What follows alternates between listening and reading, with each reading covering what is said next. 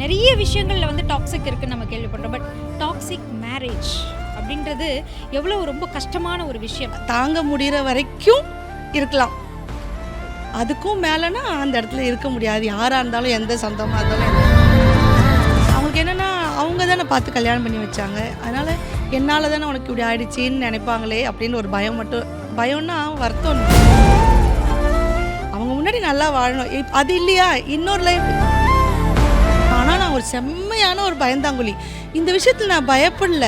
ஏன்னா நான் பயந்தேன்னா வீட்டில் இருக்கிறவங்க வந்து வருத்தப்படுவாங்க, பயப்படுவாங்க. இது முன்னால் இந்த 2 பசங்களையும் எந்த பிரச்சனையும் இல்லாமல் எல்லார் முன்னாடியும் நல்லா வாழ வைக்க முடியும் அப்படின்னு கடவுளுக்கு நம்ம மேலே அந்த ஒரு கெப்பாசிட்டி, அந்த பவர் தெரிஞ்சதுனால தான் நம்மளை வந்து அந்த சிங்கிள் பேரண்ட்டாக நகர்த்துறாங்க.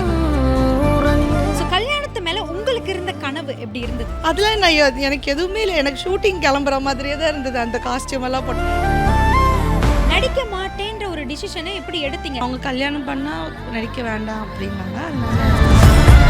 மற்றவங்க தான் உங்கள் வாழ்க்கையில் முடிவுகளை வந்து எடுத்திருக்காங்க, நீங்கள் எந்த முடிவுமே நீங்கள் எடுக்கல. இதை நினச்சி என்னைக்காவது ஃபீல் பண்ணியிருக்கீங்களா? உங்கள் மனசும் கஷ்டப்படுத்தக்கூடாது, நானும் வந்து அதுக்கு பொய் சொல்லக்கூடாது. அந்த மாதிரி அது ஒன்று தான் நான் முடிவு பண்ணுவேனே தவிர. என்னைக்காவது அந்த ஒரு நபரை திரும்பி பார்த்தா என்ன செய்யணும்னு நீங்கள் யோசிச்சு வச்சிருக்கீங்களா? நல்லா இருக்கீங்களா அப்படி கேட்பேன், அவ்வளோதான். திருப்பி அவங்கள கேட்கணும், திட்டணும் அப்படின்னு எனக்கு இது வரைக்கும் எப்பயுமே யாரையுமே எனக்கு தோணுது கிடையாது.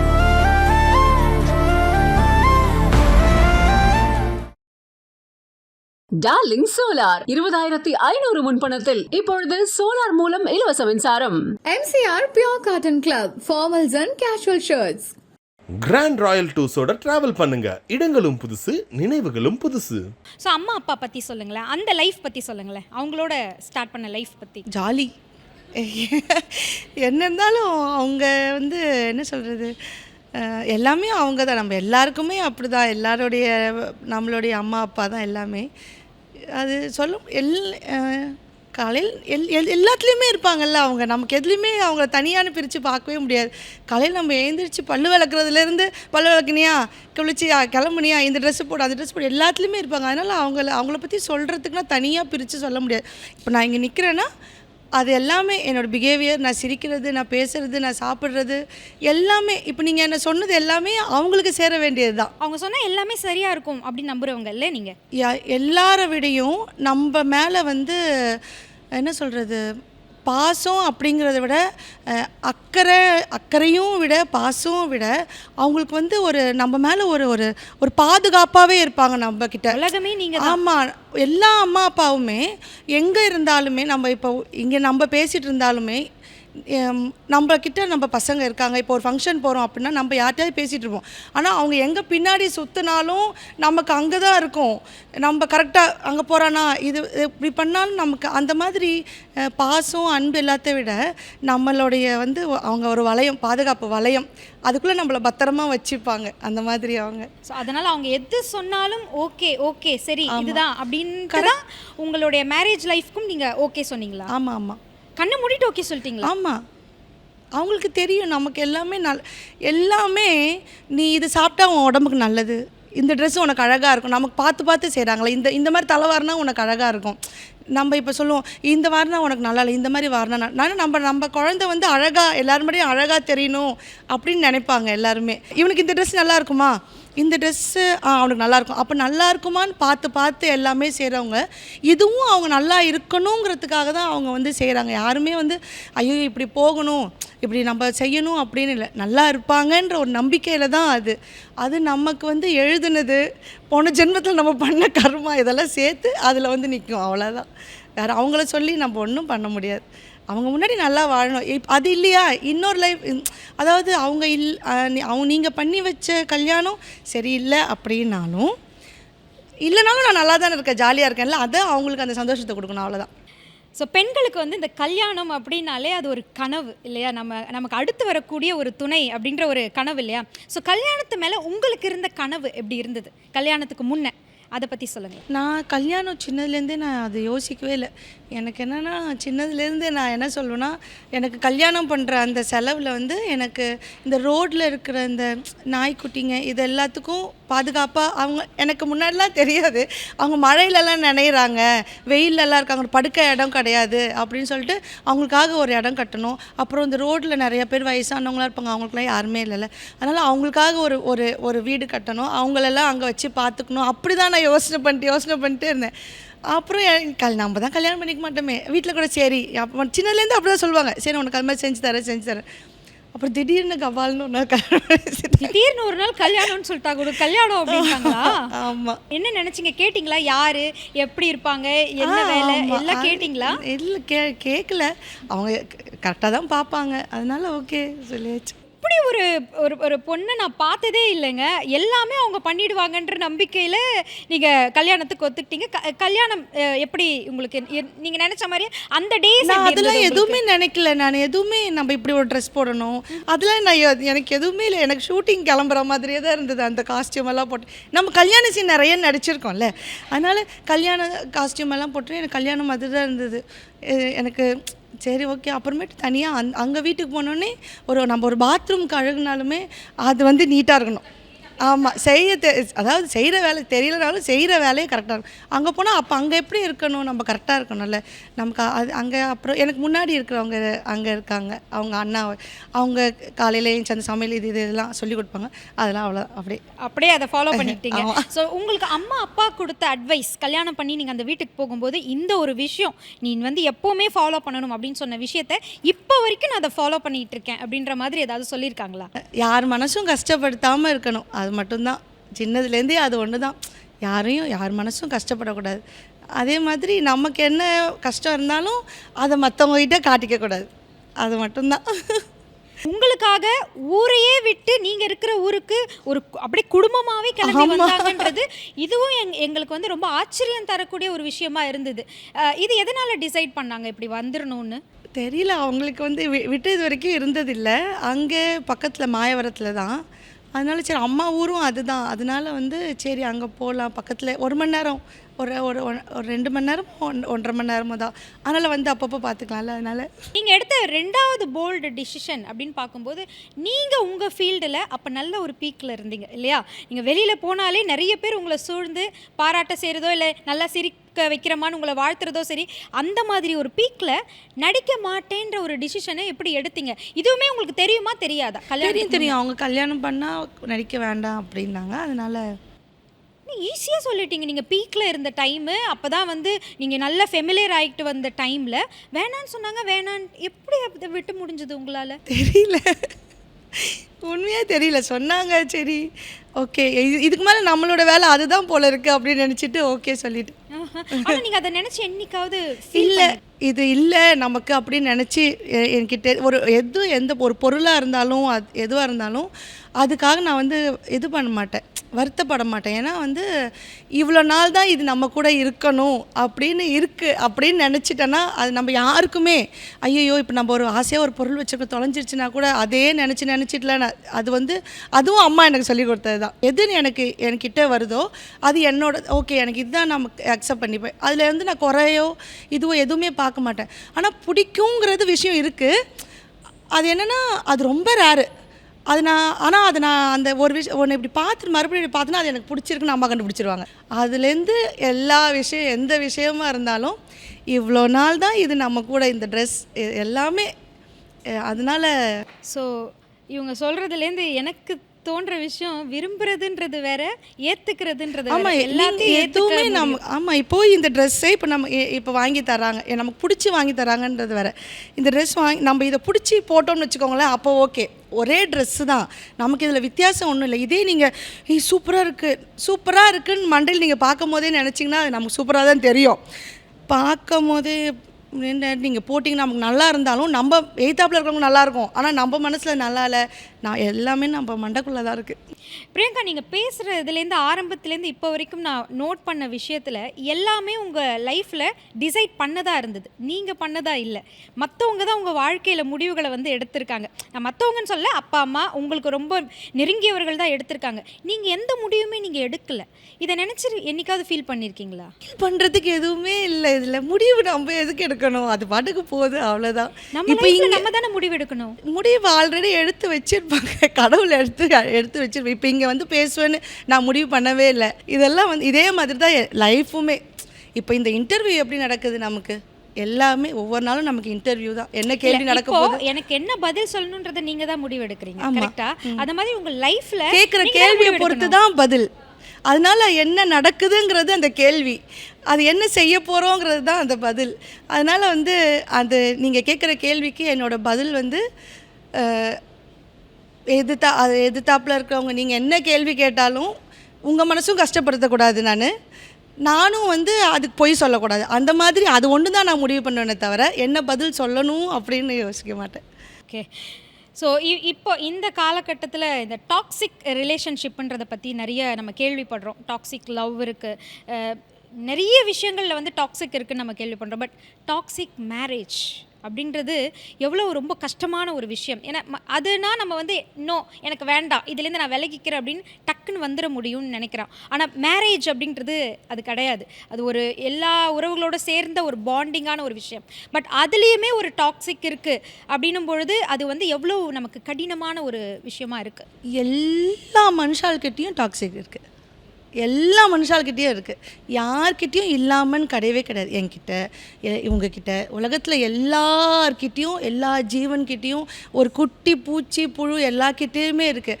ஆனால் அதை யூஸ் பண்ணுற அளவு பொறுத்து தான், அது அவங்க யூஸ் பண்ணுறதை பொறுத்து தான்.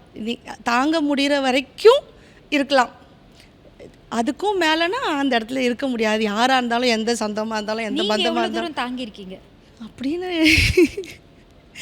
தாங்குற அளவுக்கு இல்லை, இதுக்கு மேலே என்னால் முடியாது அப்படின்னு ஒரு முடிவு எடுத்திருப்பீங்கல்ல, அது எப்போ? இல்லை, நம்ம பசங்களுடைய லைஃப் வேறு மாதிரி இப்போ நம்ம ஒரு விஷயம் சொல்கிறோம், நல்ல விஷயம் சொல்கிறோன்னா அதை கேட்காத ஒரு பசங்களை இதுக்கு மேலே பாதுகாப்பாக வச்சுக்கணும் அப்படின்ற அந்த ஒரு கண்டிஷனில் தான் வந்து சபரிஸ்ரீக்காக, அவங்க 2 பேருக்காக. ஓகே. ஸோ உண்மையிலே இது எப்படின்னா, நம்ம நிறைய டைமில் நம்ம அம்மா சொல்கிற விஷயங்கள், ஒரு சில விஷயங்கள், போமா உனக்கு வேறு வேலையே இல்லை, எப்போ பார்த்தாலும் இதை சொல்லிக்கிட்டே இருக்கேன்னு நம்ம திட்டுவோம். அம்மா சொல்லும்போது நாம் அம்மாவை ஆகும்போது தான் அந்த வழி நமக்கு, இதற்காக தான் நம்ம அம்மா அப்போவே சொல்லியிருக்காங்க போல இருக்குது அப்படின்னு நம்ம ஃபீல் பண்ணியிருப்போம் இல்லையா? ஸோ உங்களுக்கு 2 பொண்ணு உங்கள் அம்மா மாதிரியே இல்லையா? ஸோ அந்த ஒரு பொறுப்பு அந்த டைமில் அம்மா உங்கள் நினைவில் வந்தாங்களா? எப்பயுமே இருப்பாங்க, வந்தாங்களான்லாம் இல்லை, எப்பயுமே இருப்பாங்க. அவங்க தான் எல்லோரும் எங்கள் வீட்டில் இருக்கிற எல்லோரும் நினைப்போம், எப்பயுமே இருக்கும். இவங்கன்னு இல்லை, எல்லாருமே எனக்கு ஃப்ரெண்டாக இருந்தாலும் யார் எல்லாருமே எப்பயுமே இவங்க நினைப்பு வரும் அப்படின்லாம் கிடையாது. காலையில் எழுந்தோமா எல்லாருமே நல்லா இருக்கணும் அப்படின்னு நம்ம சாமி கும்பிடும்போது நம்ம எப்படி எல்லாரையும் கேட்குற மாதிரி தான். அது எப்பயுமே டெய்லியும் இருக்கும், அது தனியாலாம் பார்க்க முடியாது. பட் நீங்கள் இருந்த இடத்துல நீங்கள் உங்கள் குழந்தைகளோட, பெண் குழந்தைகளோட இருக்கும்போது ஒரு சில விஷயங்கள் உங்கள் கையை விட்டு மீறி நடக்கும்போது அப்பா அம்மா ஞாபகத்துக்கு வருவாங்கள்ல, அந்த நேரம், அந்த தருணம்லாம் இல்லை, நம்ம இந்த மாதிரி இப்படி போனால் அவங்க கஷ்டப்படுவாங்களே, அவங்களுக்கு என்னென்னா அவங்க தானே பார்த்து கல்யாணம் பண்ணி வச்சாங்க, அதனால் என்னால் தானே உனக்கு இப்படி ஆயிடுச்சின்னு நினைப்பாங்களே அப்படின்னு ஒரு பயம்னா வருத்தம் இருந்துச்சு. அவங்க கஷ்டப்படுவாங்களே, நம்மளை பார்த்து கஷ்டப்படுவாங்களே அப்படின்னு அது ஒன்று இருந்தது. அது மட்டும் தானே தவிர வேறு ஒன்றும் இல்லை. பட் நம்மளுக்கு ஒரு டாக்ஸிக் கொடுத்த அந்த ரிலேஷன்ஷிப்பை ஏதாவது ஒன்று பண்ணணும், ஏதாவது அவங்கள கேட்கணும் அப்படின்னு நீங்கள் கோவப்பட்டு எதுவும் கேட்டுருக்கீங்களா? நீங்கள் அதெல்லாம் எதுவும் நான் கேட்கல. தப்புன்னு ஒரு விஷயம் இருக்கும் போது அதுக்கு தண்டனைன்னு ஒரு விஷயம் இருக்குது. கேள்விக்கு எப்படி பதில் இருக்கோ அந்த மாதிரி தப்புன்னு ஒரு விஷயம், அது யார் என்ன பண்ணாலும் தண்டனைன்னு அது இருக்குது. அது நம்ம சொல்கிறதுனாலையோ, நம்ம திட்டுறதுனாலையோ, பேசுறதுனாலையோ இல்லை. அந்த தண்டனை அவங்களுக்கு கிடைக்கும் போது அவங்களுக்கு தெரியும், இதுக்காக தான் நமக்கு இது தண்டனைன்னு கடவுள் புரிய வைப்பார். அது ஒரு வாய்ஸே முடிஞ்சிடும் போல இருக்கு நீங்கள். அதனால என்னை பொறுத்த வரைக்கும் வந்து இப்போ நம்ம திட்டுறதுனாலையோ, இப்போ நம்ம சண்டை போடுறதுனாலையோ அது வந்து சரியாகிட போகிறது இல்லை. குட்டி குழந்தைலேருந்து பெரியவங்க வரைக்கும் எல்லாரும் கோவப்படுறாங்க. கோவத்துக்கு வந்து ஒரு மரியாதை இருக்குது. முன்னாடியெல்லாம் கோவம்னு ஒன்று வந்துச்சுன்னா இந்த முனிவர்கள் ரிஷிகள் இவங்களாம் அந்த கோவத்தினால ஒரு சாபம்னு ஒன்று விட்டாலும் எவ்வளோ விஷயங்கள் உலகத்தில் அப்படியே நின்று இருக்கலாம் நம்ம டிவியில் படத்துலலாம் பார்க்குறோம். அதனால் நம்ம கோவத்தை வந்து அசிங்கப்படுத்த வேண்டாம், யாரையும் திட்டி. அதாவது என்ன சொல்கிறது, அவங்களுக்கு அது இது இல்லை, நம்ம கோவப்படுற அளவுக்கு அவங்களுக்கு அந்த இது இல்லை, அவ்வளோதான். அப்படி விட்டுட்டு போயிடணும். அங்கே நீங்கள் அம்மா அப்பா கூட இல்லாத அந்த தருணத்தில் உங்களோட அந்த கணவர் வீட்டில் இருந்த தருணத்தில் அந்த 2 குழந்தைகளை வச்சுட்டு நீங்கள் மேனேஜ் பண்ணியிருக்கும்போது நீங்கள் ஒரு டிசிஷன் எடுத்தேன்னு சொன்னீங்க, போதும் அப்படின்னு. பட் அது ரொம்ப பெரிய டிசிஷன். ஏன்னா 2 பெண் குழந்தை, அவங்களுடைய எதிர்காலம் இருக்குது. அவங்களுக்கு கேள்வி யாராவது வளர்ந்த பிறகு கேள்வி கேட்பாங்களோ, இத்தனை கொஷின்ஸ் வந்திருக்கும் இல்லையா? அதெல்லாம் நீங்கள் எப்படி ஓவர் கம் பண்ணி வந்தீங்க? அப்போ எப்படி இதெல்லாம் நம்ம சமாளிச்சிடலான்ற அந்த தைரியம் உங்களுக்கு எப்படி வந்துச்சு? இது எனக்குன்னு இல்லை, நான் நார்மலாகவே எல்லா சிங்கிள் பேரண்ட் அப்படின்னு ஒருத்தவங்க இருந்தாங்கன்னா அவங்களுக்காக எல்லாருக்குமே, இப்போ நம்ம ஒரு இடத்துக்கு வேலைக்கு போகிறோம், நம்மளுடைய இது பார்ப்பாங்க, நம்மளுடைய கெப்பாசிட்டி பார்ப்பாங்க.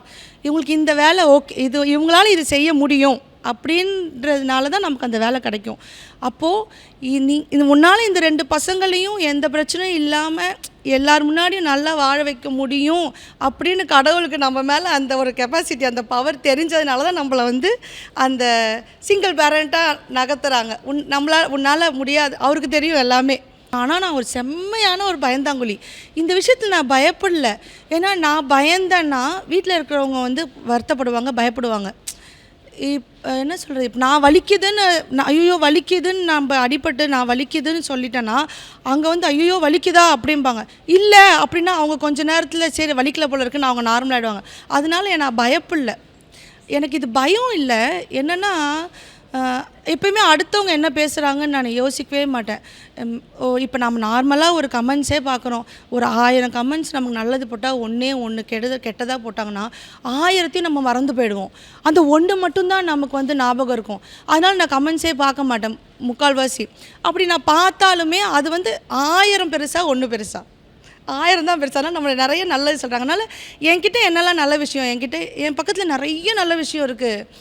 அம்மா அப்பா பசங்க தங்கச்சி வீட்டுக்கார், அதெல்லாம் தம்பி தான், வீட்டுக்கார் தங்கச்சி வீட்டுக்கார் தம்பி தான். அது மாதிரி எனக்கு வந்து எல்லாருமே ஃப்ரெண்ட்ஸ் எல்லாருமே எனக்கு இவ்வளோ ஒரு லட்சக்கணக்கான ஒரு நல்லது இருக்கும் போது ஒரே ஒரு கெட்டதுக்காக நான் எதுக்காக பயப்படணும்? அதனால் நல்லது பக்கம் இவ்வளோ இருக்கும்போது நம்ம அதை பண்ணுவோமே, அது கூட ஜாலியாக இருப்போமே, அது சந்தோஷமாக மண்டைக்குள்ளே போட்டுப்போமே, அவ்வளோதான். எவ்வளோ ஸ்வீட் நீங்கள், எவ்வளோ ஸ்வீட் நீங்கள். உங்களை எப்படி மிஸ் பண்ண தோணுச்சு? நீங்கள் எவ்வளோ நம்பி ஒரு லைஃப்பை எடுத்து போயிருக்கீங்க இல்லையா? நீங்கள் அந்த லைஃப்பை நமக்கு கண்டினியூ ஆயிருந்தால் எப்படி இருந்திருக்கும்லாம் நீங்கள் என்னைக்காவது யோசிச்சிருக்கீங்களா? நான் எதுவுமே இதுக்கு இப்போ நாளைக்கு என்ன அதெல்லாம் கூட நான் யோசிக்க மாட்டேன். நடக்கிறது ஓகே, அவ்வளோதான். என்னைக்காவது அந்த ஒரு நபரை திரும்பி பார்த்தா என்ன செய்யணும்னு நீங்கள் யோசித்து வச்சுருக்கீங்களா? நல்லா இருக்கீங்களா அப்படி கேட்பேன், அவ்வளோதான். எனக்கு அது பழக்கம். யாராவது பார்த்தோன்னா நல்லா இருக்கீங்களான்னு கேட்பேன். அது ஒரு கேள்வி கூட இல்லையா உங்களுக்கு? கேள்வி கேட்குற அளவுக்கு வந்து அங்கே இல்லை, அவ்வளோதான். ஒரு விஷயத்தை நம்ம தள்ளி வச்சிட்டோம்னா மறுபடியும் நம்மளை கஷ்டப்படுத்தினாலும் நம்ம அவங்கள கஷ்டப்படுத்தக்கூடாது, அவ்வளோதான். என்னை பொறுத்த வரைக்கும் யாராக இருந்தாலும் அவ்வளோதான். நான் இன்றைக்கி அவங்க இந்த வார்த்தையை சொல்லி என்னை கஷ்டப்படுத்துகிறாங்கன்னா நான் அப்போ போன ஜென்மத்தில் யாரையாவது அப்படி சொல்லியிருப்பேன் அப்படின்னு சொல்லிட்டு நான் வந்துடுவேன், அவ்வளோதான். அந்த மாதிரி எடுத்துட்டேன்னா நான் அப்படி தான் எதுவுமே ஒரு வேளை சரி நான் திருப்பி அவங்கள கேட்கணும் திட்டணும் அப்படின்னு எனக்கு இது வரைக்கும் எப்பயுமே யாரையுமே எனக்கு தோணுனது கிடையாது. ஓகே. ஸோ பிரியங்கா வந்து சிரித்து தான் நாங்கள் எல்லாருமே பார்க்குறோம், சிரிக்க வச்சு தான் நாங்கள் எல்லாருமே பார்க்குறோம். ஆனால் பிரியங்காவோட அழுகையை வீட்டில் நிறைய பேர் பார்த்துருப்பாங்க இல்லையா? கடைசியாக நீங்கள் எப்போ அழுதீங்க? அவ்வளோலாம் நான் அழமாட்டேன். எனக்கு இது யாராவது அழுதாங்கன்னா அழுதுருவேன், இந்த ரோட்டில் யாராவது நாயெல்லாம் அடிச்சிட்டாங்கன்னா அழுவேன். அந்த மாதிரி சும்மா அப்படியே டொயின்னு அப்படியே ஸ்வைங்கின்னு கண்ணில் தண்ணி வந்துடும். அந்த மாதிரி வீட்டில் திட்டு வாங்கினா அழுவேன். இந்த தோசைக்கல் அப்பப்போ அடுப்பில் வச்சுட்டு போயிடுவேன். இதுக்கெல்லாம் வந்து கொஞ்சம் கூட இப்படி இருக்கே திட்டுவாங்க, வச்சு என்னடா இப்படி, அதுக்கெல்லாம் சும்மா இப்படி அழுவேன், அவ்வளோதான். உங்கள் வாழ்க்கையே உலகமாக வாழ்ந்தவங்க உங்கள் அம்மா அப்பா. இப்போது உங்களுக்கு உலகமாக இருக்கிறது உங்கள் பொன் குழந்தைங்க இல்லையா? 2 பேரும். இப்போது பொன் குழந்தை பிறந்தாலே நமக்கு பொறுப்பு அதிகம் அப்படின்னு சொல்லுவாங்க. உங்களுக்குள்ளே என்னைக்காவது அந்த ஒரு பயம் இருந்திருக்கா? இவங்க வாழ்க்கை நல்லபடியாக அமையணும், இவங்களுக்கு நம்ம எதெல்லாம் சொல்லி கொடுக்கணும் அப்படின்ற மாதிரியான ஒரு பயம் அப்படின்றது உங்களுக்குள்ளே இருந்திருந்து? ஆமாம், அது இருக்கும். எல்லா பேரண்ட்ஸ்க்கும் பொண்ணோ பையனோ 2 பேருமே வந்து அவங்க நல்லா இருக்கணும்னு தான் நம்ம நினைப்போம். அதுவும் இப்போ இருக்கிற இந்த இந்த உலகத்தில் வந்து வெளியே தனியாக போக முடியல. எல்லா விஷயத்துக்குமே வந்து கொஞ்சம் பயமாக தான் இருக்குது. அதனால அதை நினச்சி கொஞ்சம் பயமாக இருக்குது. டார்லிங் சோலார் 20,500 முன்பணத்தில் இப்பொழுது சோலார் மூலம் இலவச மின்சாரம். MCR Pure Cotton Club, formals and casual shirts. Grand Royal டூர்ஸோட டிராவல் பண்ணுங்க. இடங்களும் புதுசு, நினைவுகளும் புதுசு.